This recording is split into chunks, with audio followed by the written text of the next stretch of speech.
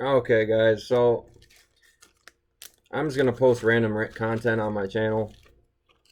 Some of it's gonna be ranting and raving because that's what I do, and some of it's gonna be whatever, how-to videos or whatever. But one thing I wanted to discuss with you guys is I live in New York State, and because of coronavirus, New York State has been like shut down. You know that New York has been hit really hard by this pandemic, and it's sad, man, to see how shut down my entire area has been. We have just started like different phases of reopening. Things are starting to open up, restaurants, stores, and things of that nature. And for some reason, when I drove down the street, I saw people eating outside at a restaurant.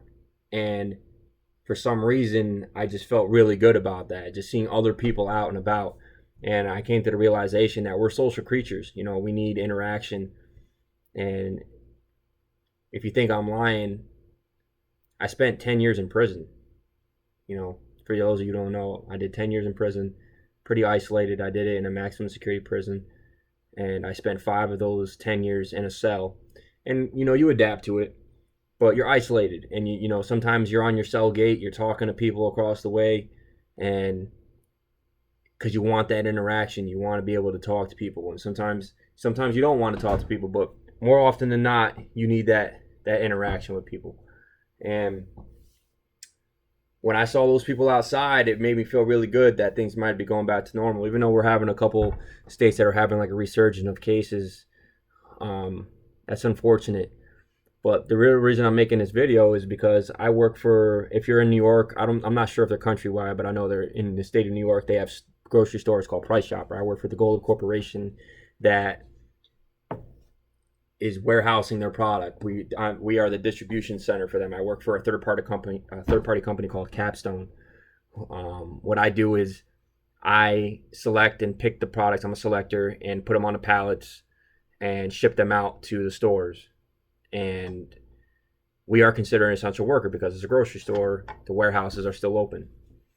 Coming home from prison, my license, you know, after 10 years, me being a kid when I went in, my license was horrible, absolutely horrible. Like tons of tickets, AUOs, all kinds of just garbage. And I had to pay a lot of money just to lift the suspensions to even go forward in litigating these tickets. And if you don't live in New York, would you be surprised if I told you that DMV was not considered an essential business? Okay. Maybe I, you know, some of you are saying that I shouldn't be surprised or that you know, it shouldn't be essential, but when you think about the fact that there are people that still have to travel to work, there are still people getting pulled over and receiving tickets that have to clear things off their licenses that need these vehicles to get to work, you know, I would imagine that that should be considered at some point a level of essential. You know, it shouldn't be shut down all the way.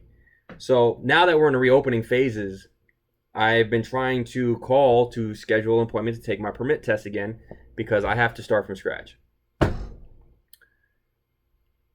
For some reason, because it's been so long, I have to contact this special unit called the Driving Improvement Unit, who's only open till 12 o'clock. Now, because they just reopened, a lady at the DMV field offices and also through the helpline that's not the driver improvement line told me that I need to have patience because they're just reopening and that they're half staffed. Now, I've been calling this number for weeks. And if you don't call at 8:30 on the dot in the morning and you get through, you're not getting through the rest of the day because they shut the phones off. Once they reach their capacity of phone calls, they shut them off. And if you think that I'm lying, try to call the number. I'll put it at the bottom of this description. Okay? If you want to speak to a representative at the driver improvement unit or even at regular DMV, they'll tell you that their call volume is so high right now, they're not accepting any more calls and hang up on you. The phone system will. Or if it's a driver improvement unit, they won't even pick up. It'll just hang up as soon as you select that option. So when the lady asked me to do this, I was kind of frustrated. And I said, lady, we've been reopened now for a week and a half, maybe 2 weeks. People have been eating at restaurants. I went over to Sylvan Beach the other day. There was people walking around. Ice cream shops were open. And I said, last week I went to the Christmas tree shop. The Christmas tree shop was in full swing, if I tell you, okay? Everybody and their mother was in the Christmas tree shop. They are fully operational, okay? They have social distancing things in place, everything. So you're telling me that the Christmas tree shop is in full swing and in better position to do business than a DMV call center? Why does DMV not have things in place for their employees to come into work? Safety precautions and things of that nature, taking people's temperatures. When I go into work, they're not taking temperatures. We have to answer a safety checklist on our jacks before we can even log in to use any equipment. Have you been in contact with anybody who's had a cold or a fever or been diagnosed with COVID-19 or anything of that nature? You have to answer all these questions. And if you answer in the positive, it locks out your machine and you have to leave the premises immediately. Okay, but what my point is that there are precautions and things set in place to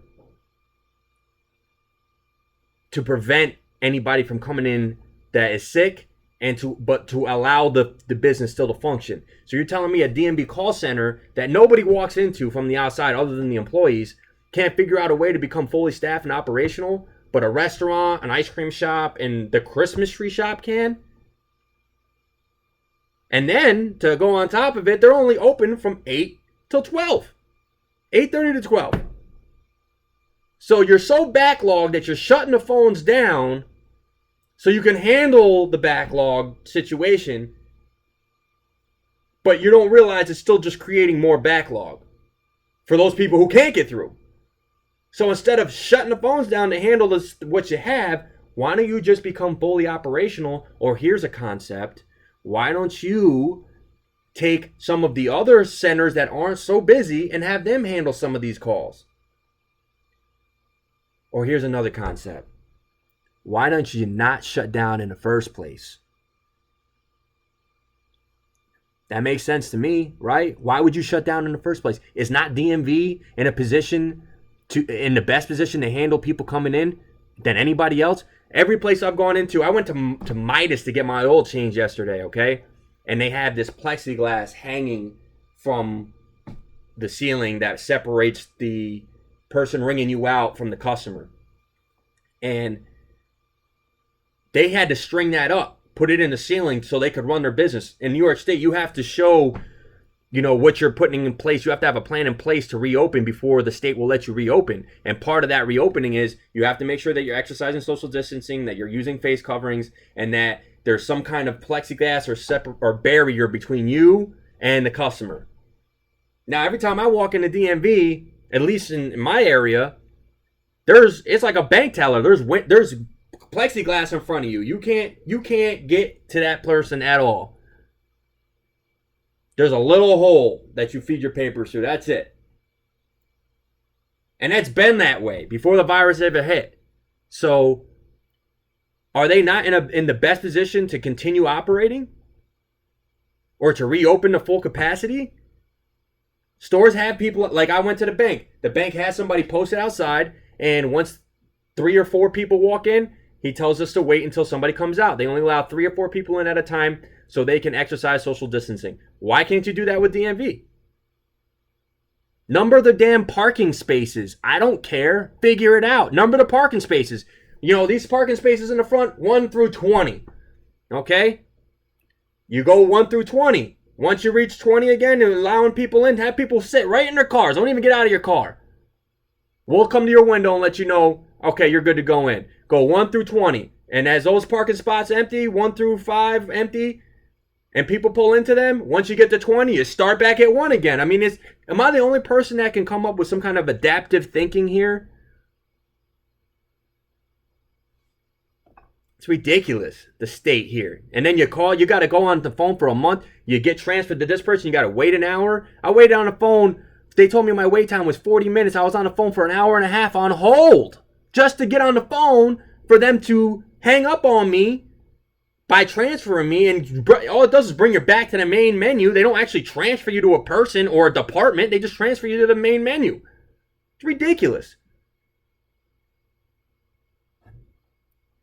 So frustrating, man. And then somebody said to me, why don't you take the bus? Why don't you take the bus? This lady tells me, oh, well, you have to understand. You have to understand. We're running at half capacity. We're not running full speed. We're half staffed. I have to understand? Okay. You have to understand that I've been working this entire time that you guys were sitting at home collecting unemployment, which I don't have a problem with. Okay? If you guys were fired or let go because of this situation, I'm sorry. That sucks. I'm very fortunate to find employment during this entire situation, especially being an ex-convict. I'm extremely blessed in that perspective. However, you got to draw the line somewhere, man. You got to draw a line where okay, it's time to go to work. I'm working. People are still need to have access to Department of Motor Vehicles. People still need to register their vehicles. What if you don't live on a bus line? How inconvenient are you making it for New Yorkers to get around? You know, it's funny. I was telling my mom the other day, when I got tickets and I didn't go to court, oh man, you would get a notice in the mail before you even remembered you had a court date. Suspended. Boom, just like that. Suspended. You got no problem suspending me at the drop of a dime when you miss a court date. And you don't want to hear nothing. You don't want to hear anything about me. Yo, I had to work. Oh, I forgot it. But you don't want to hear any of that. You got to drag your happy ass to court. Hopefully there's not a warrant out for your arrest. Drag your happy ass to court and wait for the court to give you a paper or send something to DMV to clear up the suspension saying that you appeared, for them to get around to it when they're good. But I have to understand. You'll suspend me in a second, in a hot second. They'll suspend me right now if I miss a court date. Even if they're running half pace, they'll suspend me right this second if I were to miss a court date. But now that I'm trying to do the right thing and go about getting my permit and paying off my fines, I got to understand your situation. It just baffles me, man. Maybe I'm like being a little selfish and aggravated from the whole situation, but my experience with DMV has always been negative. I've never, ever walked into DMV without some kind of issue. Never. The paperwork's wrong. You didn't fill out this document. You forgot this. This is still showing it's pending. Whatever the case, or it's not as much as you thought it was. Oh, you have to wait this certain amount of time. I don't know if you guys know, in New York State, if you take insurance off your car, you have to turn your plates in. And if you don't, they suspend the plates for the number of days that you didn't have insurance. Heaven forbid you don't know that, and you take your car off the road for the winter and have your plates. Guess what? You're suspended for 4 months, or you got to pay an astronomical fee. It's ridiculous, man. It's absolutely ridiculous. Some states you don't even have to have insurance. You hit somebody, that's your problem. They sue you, you got to deal with that. Ridiculous.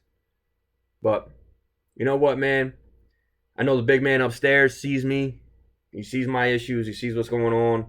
And he has the best plan for what's going forward. So if I got to deal with this head on and I got to deal with the frustration, then it's all for better and bigger things. And I'll be the first one to admit that, you know, I've been extremely blessed. I've only been released since March, and I've been extremely blessed, man. My girlfriend is great.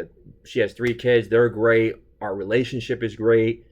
You know, my credit is great after 10 years in prison. Who would have ever thought that? I just bought it's brand new to me, but a beautiful truck. Got a job like a month after coming home after 10 years. You know, a company actually believed in me and gave me a shot.